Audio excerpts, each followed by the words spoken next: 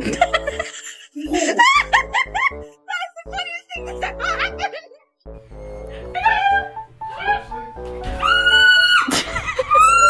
Yeah.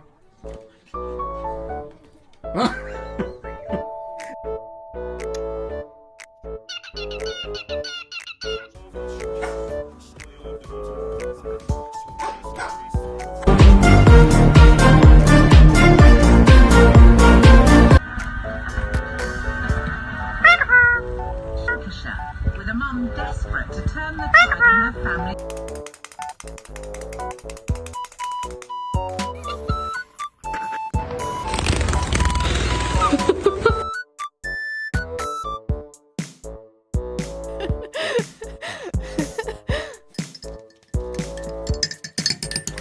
Ha ha ha.